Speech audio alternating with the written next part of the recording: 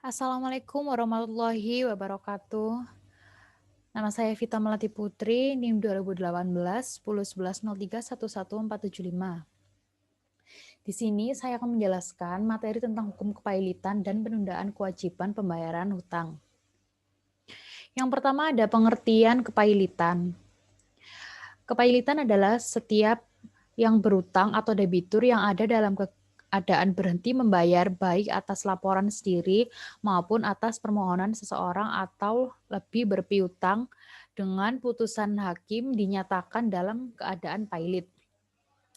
Selanjutnya ada dasar hukum kepailitan. Yang pertama Undang-Undang Nomor 37 Tahun 2004 tentang kepailitan dan penundaan kewajiban pembayaran. Yang kedua Undang-Undang Nomor 40 Tahun 2007 tentang perseroan terbatas. Yang ketiga Undang-Undang Nomor 4 Tahun 1996 tentang hak tanggungan.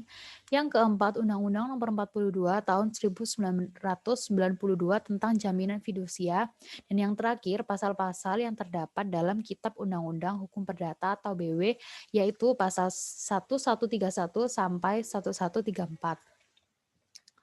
Selanjutnya ada sejarah hukum kepailitan. Sejarah masuknya aturan-aturan kepailitan di Indonesia sejalan dengan masuknya Wetboek van Koophandel atau KUHD ke Indonesia. Adapun hal tersebut dikarenakan peraturan-peraturan mengenai kepailitan sebelumnya terdapat dalam buku 3 KUHD, namun akhirnya aturan tersebut dicabut dari KUHD dan dibentuk aturan kepailitan baru yang berdiri sendiri. Lalu ada asas-asas kepailitan, ada 4, yaitu yang pertama asas keseimbangan, yang kedua asas kelangsungan usaha, yang ketiga asas integritas, dan yang terakhir asas keadilan. Lalu ada fungsi dan tujuan kepailitan. Keberadaan Undang-Undang KPKPU atau kepailitan dan penundaan kewajiban pembayaran hutang ini bertujuan untuk menghindari perebutan harta debitor apabila dalam waktu yang sama ada beberapa kreditor yang menagih piutangnya dari debitor. Untuk menghindari adanya kreditor pemegang hak jaminan kebendaan yang menuntut haknya dengan cara menjual barang milik debitor tanpa memperhatikan kepentingan debitor atau para kreditor lainnya. Dan untuk menghindari adanya kecurangan-kecurangan yang dilakukan oleh salah seorang kreditor atau debitor sendiri.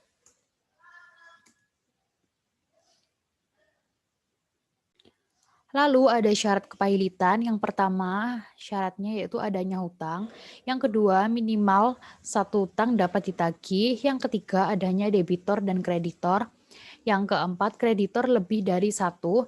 Yang kelima pernyataan pailit dilakukan oleh pengadilan khusus yang disebut dengan pengadilan niaga.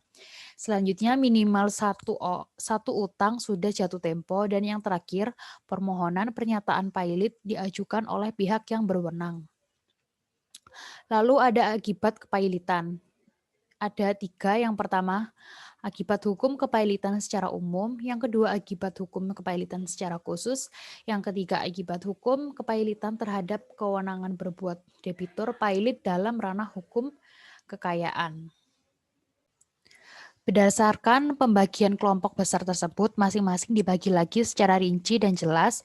Pada intinya, kepailitan mengakibatkan debitur yang dinyatakan pailit oleh pengadilan niaga kehilangan segala hak perdata untuk menguasai dan mengharuskan harta kekayaan yang telah dimasukkan ke dalam harta pailit.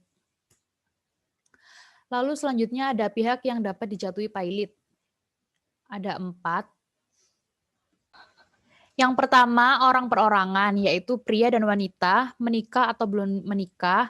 Jadi, pemohon adalah debitur perorangan yang telah menikah. Maka permohonan hanya dapat diajukan atas persetujuan suami atau istrinya, kecuali tidak ada percampuran harta. Yang kedua, perserikatan atau perkumpulan tidak berbadan hukum lainnya. Jika pemohon berbentuk firma, harus memuat nama dan tempat kediaman masing-masing persero yang secara tanggung terikat untuk seluruh hutang firma.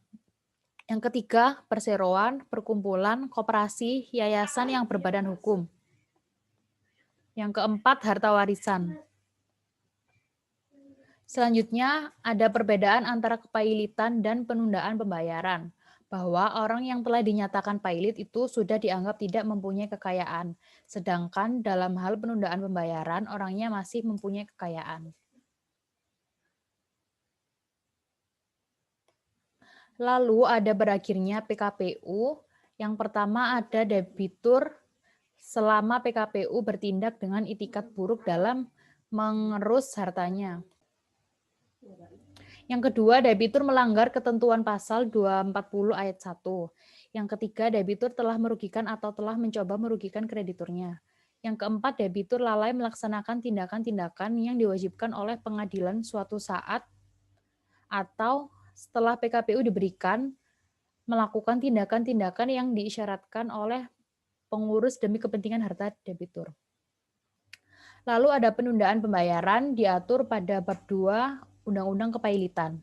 Merupakan prosedur hukum yang memberikan hak kepada setiap debitur yang tidak dapat atau memperkirakan bahwa tidak akan dapat melanjutkan hutang-hutang yang sudah jatuh tempo dan dapat ditagih, dapat memohon penundaan kewajiban pembayaran hutang dengan maksud untuk mengajukan rencana perdamaian yang meliputi tawaran pembayaran seluruh atau sebagian utang kepada kreditur konkurer. Dan yang terakhir ada akibat adanya PKPU. Yang pertama, debitur tidak dapat melakukan tindakan kepengurusan atau pemindahan hak atas sesuatu bagian dari hartanya. Jika debitur melanggar, pengurus berhak melakukan segala sesuatu yang memastikan bahwa harta debitur tidak dirugikan karena tindakan debitur tersebut. Yang kedua, debitur tidak dapat dipaksa membayar hutangnya dan semua tindakan eksekusi yang telah dimulai guna mendapatkan pelunasan utang harus ditangguhkan. Yang ketiga, debitur berhak membayar hutangnya kepada semua kreditur bersama-sama menurut imbangan piutang masing-masing. Dan yang terakhir, semua sitaan yang telah dipasang berakhir. Sekian materi yang bisa saya jelaskan. Terima kasih. Wassalamualaikum warahmatullahi wabarakatuh.